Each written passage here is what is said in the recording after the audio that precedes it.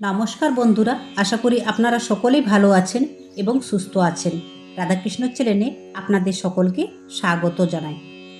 আজকে আমরা জানব কর্ম কী, কেন মানুষকে কর্মফল ভোগ করতে হয়, কর্মফল থেকে কেউ কি রক্ষা পায়। মানুষ যে কর্ম করে তার ফল ভোগ তাকেই করতে হয়। প্রতিটি কর্মে একটি সমান ও বিপরীত প্রতিক্রিয়া রয়েছে। যদি স্থান, কাল ও পাত্র অপরিবর্তিত থাকে, তবে স্থান, কাল ও পাত্রের পরিবর্তনের সঙ্গে সঙ্গে সেই প্রতিক্রিয়ার ধরন ও মাত্রাতে পরিবর্তন আসে। মানুষ ভালো বা মন্দ যে ধরনের কর্মেই করুক না কেন, তার ফলে মনের মধ্যে এক ধরনের ছাপ বা বিকৃতি সৃষ্টি হয়। মন সর্বদা সেই বিকৃতি দূর করে তার স্বাভাবিক অবস্থায় ফিরে আসতে চায়। যে বিপরীত প্রতিক্রিয়ার মাধ্যমে মন আবার পূর্বের স্বাভাবিক অবস্থায় ফিরে আসে, তাকে বলা হয় কর্মফল ভোগ। সেই কর্মফল কখনো সঙ্গে সঙ্গে ভোগ করতে হয়, আবার কখনো অনেক পরে তার কর্মফল প্রকাশ পায়।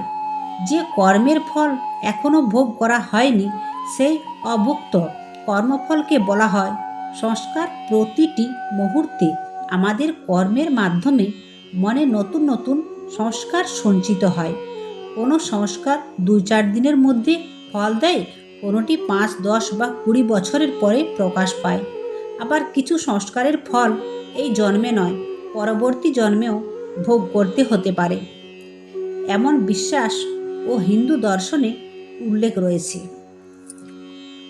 এইভাবে জন্ম জন্মান্তরের অসংখ্য সংস্কারের আমাদের চিত্তে পুঞ্জীভূত হয়ে থাকে।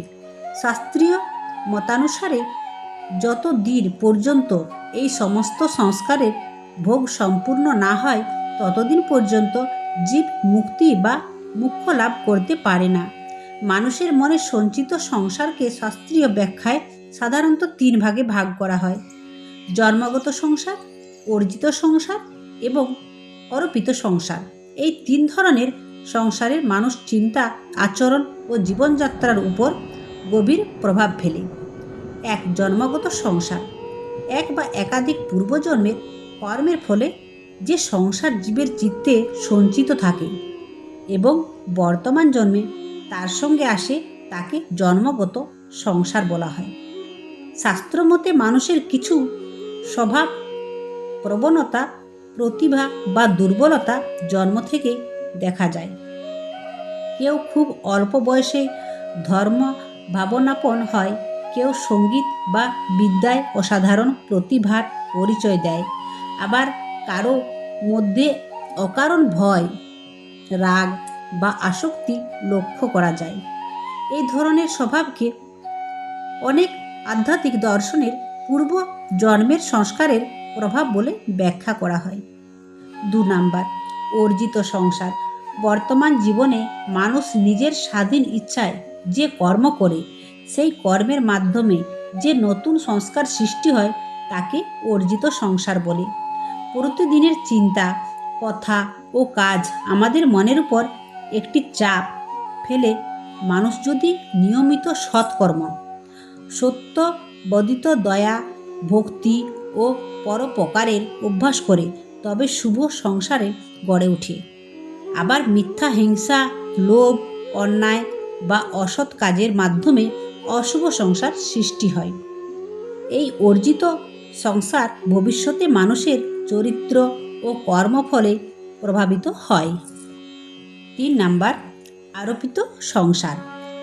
যে দেশ, জাতি, সমাজ, পরিবার বা পরিবেশে মানুষ জন্মগ্রহণ করে এবং বড় হয়ে ওঠে, সেই পরিবেশের প্রভাবে যে সংসার গড়ে ওঠে, তাকে আরোপিত সংসার বলা হয়। মানুষের চারপাশে পরিবেশ তার চিন্তা ভাবনা ও আচরণের ওপর গভীর প্রভাব ফেলে।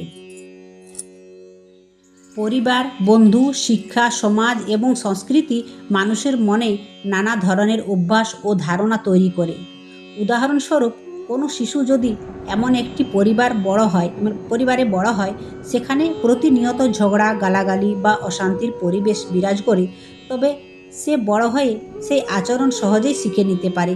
আবার যে শিশু শান্ত, সৎ, ধর্মপরায়ণ পরিবেশে বেড়ে ওঠে তার মধ্যে ভালো গুণবলী প্রকাশিত হওয়ার সম্ভাবনা বেশি থাকে। শাস্ত্রীয় দৃষ্টিতে মানুষের জীবনে এই 3 ধরনের সংস্কারের সম্মিলিত প্রভাবে পরিচালিত হয়।